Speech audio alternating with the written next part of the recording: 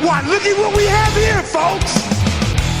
So first of all, we're going to talk about Over the Top Wrestling, who will be returning to the Tivoli Theatre next Saturday on November 4th for OTT Vendetta. To tell us more about it now, joining us on the line, OTT ring announcer Daniel Gannon, a.k.a. Butch. Butch, thanks for joining us once again here on the Kickouts. No problem. It's always a pleasure that you have me on. And I love, you know me, I love talking about OTT, even to random people on the street.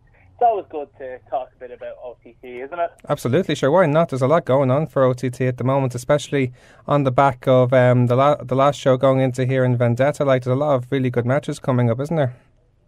Oh yeah, you know, it's just I think everyone at OTT and all the fans pretty happy with all the consistency of the shows, and you know, hopefully that carries forward until next year. Who knows? Like, we did a lot this year. Who knows what we're going to do next year? And like, as the final couple of shows, I should say, don't forget, Contenders are coming up. I suppose that, you know, we're going to see. It's going to kind of cap off in our December show to show really how big OTT is and how it's been throughout the year.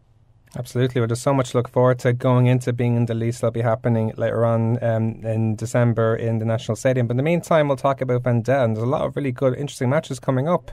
For example, I've noticed on Twitter that William J has been impressed by Scotty Davis and has given him an opportunity against a mystery opponent. It's very interesting, the opportunities Scotty Davis is getting, but also who he could possibly face as well. Yeah, well, I suppose, like, with the whole, like, OTT this year has been notorious for surprises, and the surprises have been pretty big. I'll give you an example. Martinez has shown up now and again. You know, he's kind of one name, but also, it's like, last time we had a surprise, it was one of William J. Humperdinck's, you know, one of his buddies. So, kind of interesting to see, like, who he'll put out against Scotty Davis, who is phenomenal. Like, the guy still has a lot of years ahead of him, and like, to be that good this early in your career, absolutely, God knows what he's going to be like in years to come. And I think whatever challenge is thrown at him, I think he'll be able to handle it. It depends on who it is, but you know, he's still going to try his absolute best as usual. Absolutely. Well, I'm loving about Scotty's performances in particular, and I've talked to Dara about this on the show, is how mature his performance his game has become a lot more. Like, you know, he's becoming more submission grounded. He's adding a lot of elements to his game, so it seems like whoever he'll be against, he'll be more prepared for. Yeah, he's a very logical thinker when it comes to wrestling. Like, he likes to pick apart his opponents in more ways than one, and he can fly as well. Don't count him out on that, but like, you know, that submission game is just like, it's unheard of how good he is. Like, I've never heard of anyone be that good at like submission based wrestling than him. Absolutely. Like, so he's definitely going to give whoever the mystery opponent is a run for their money. Moving on, there's a very interesting triple threat match also coming up. El Ligaro will take on CCK's Chris Brooks and the Fabulous Nicky. Like, Fabulous Nicky in particular, who's on a bit of a roll now since he's made a return to OTT. Yeah, he gets a bit of. He's always been one of the heart and souls of OTT. Like, he wrestled in the first ever match of OTT. And, you know, he's still around. He's still working his butt off to kind of get more opportunities. And this is a big one for him. Like, to him, one of the biggest matches he's had in OTT is going back now to Uni match. This is me being a historian. Going back to the second OTT, he went up against Jordan Devlin and Pete Dunne in a triple threat elimination match. Wow. So this one, like, but this was before Pete Dunne was, as we all know now, the bruiserweight, where he was just still dynamite, still trying to find who he really is. He was still really good back then. And Jordan Devlin, like, he's another person that's not like we know him now.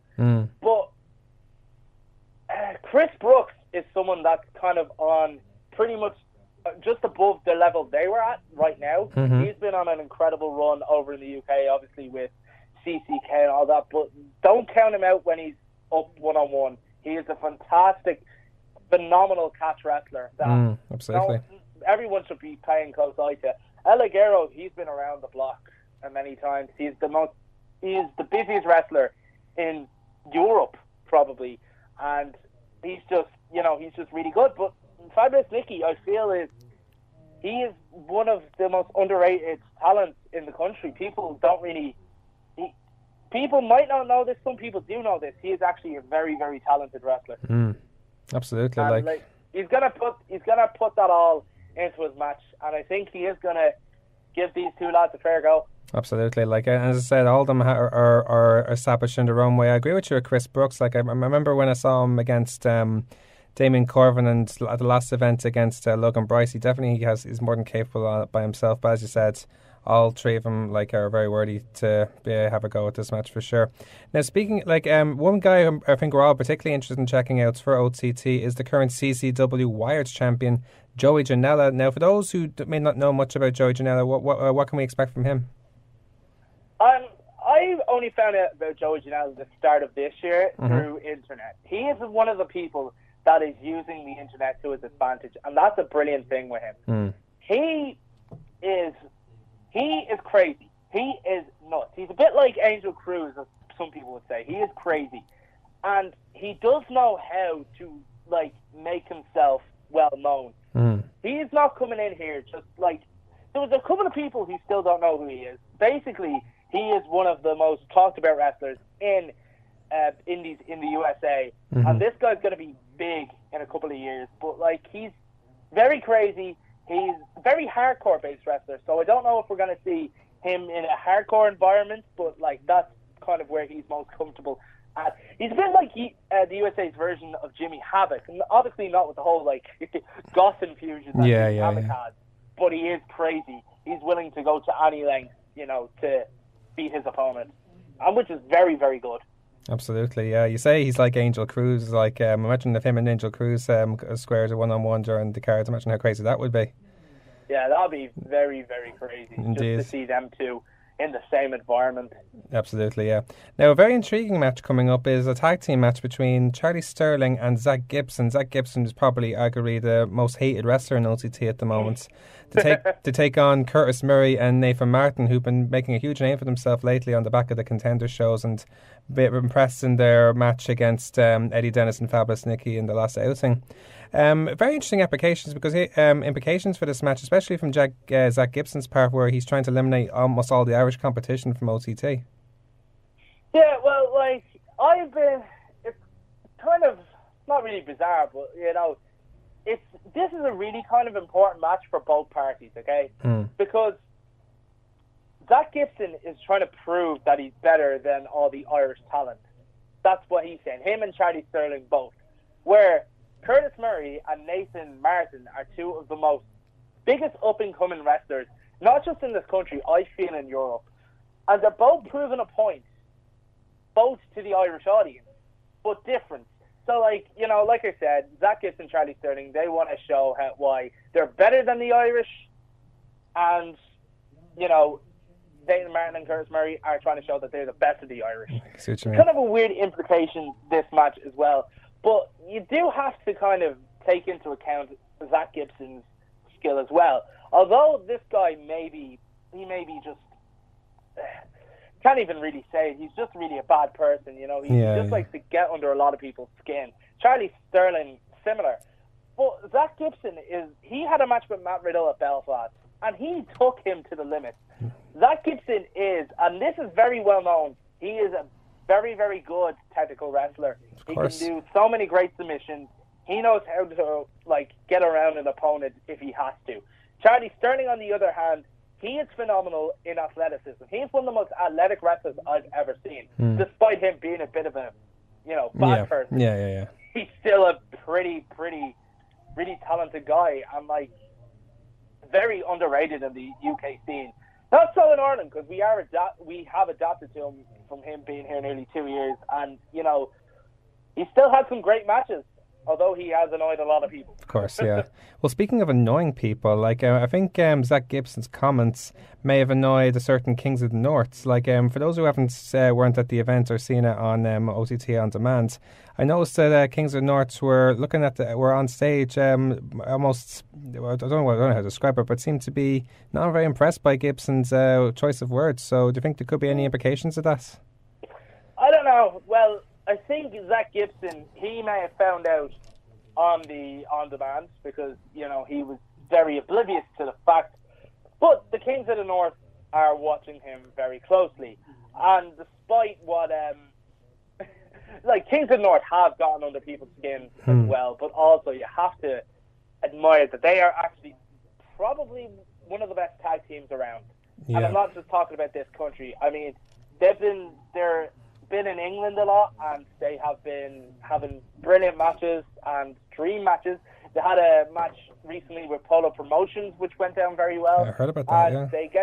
And they have another match with CCK, but this ain't a 3-on-3. This is a 2-on-2. This is Corbin and Bonesaw versus Lycos and Brooks. But I have a feeling that something might be brewing.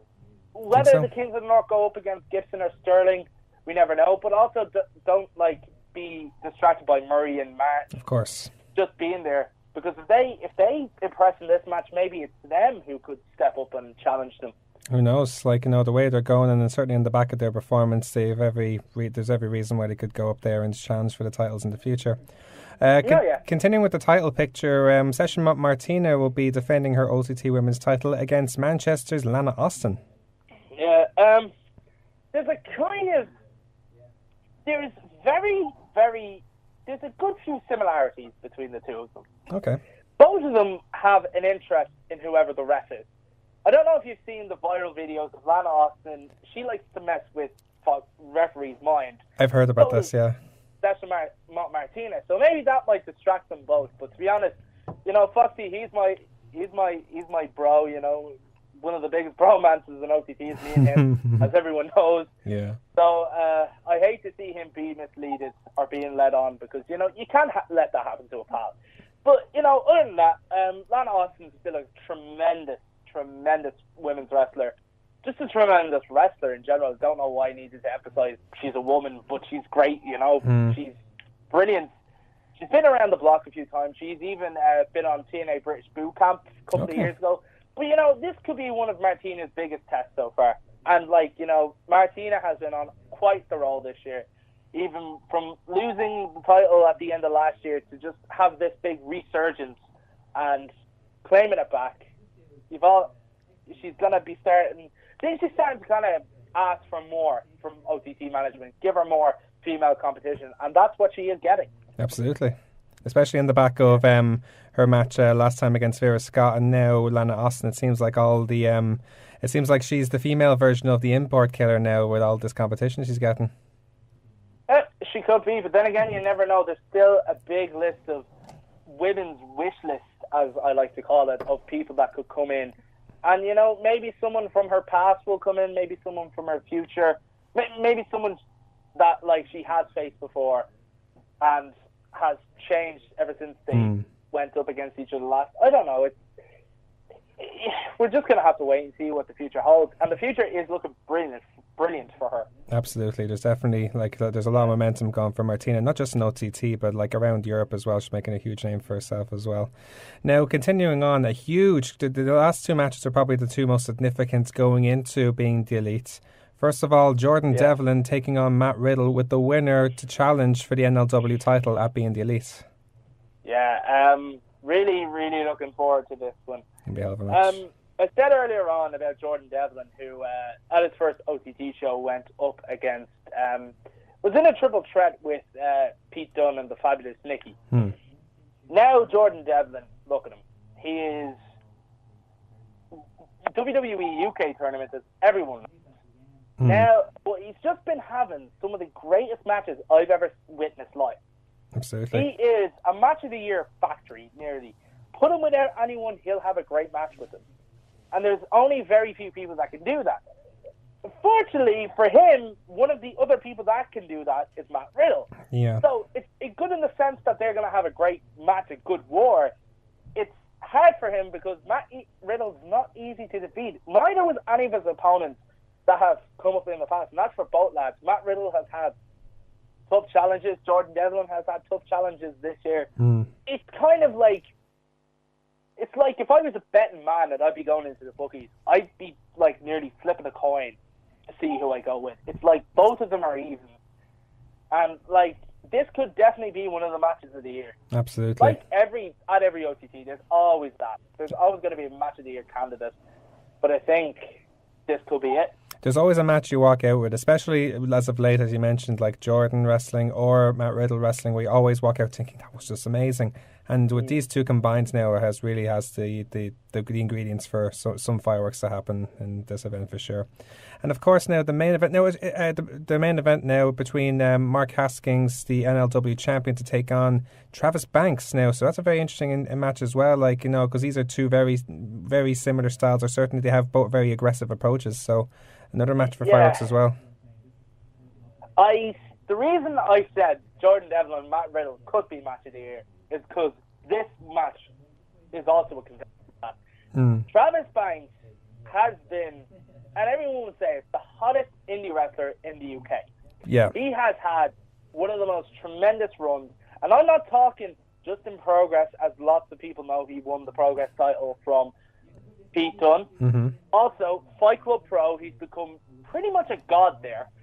Yeah, I've seen the videos. Forever, he's doing like a lot in.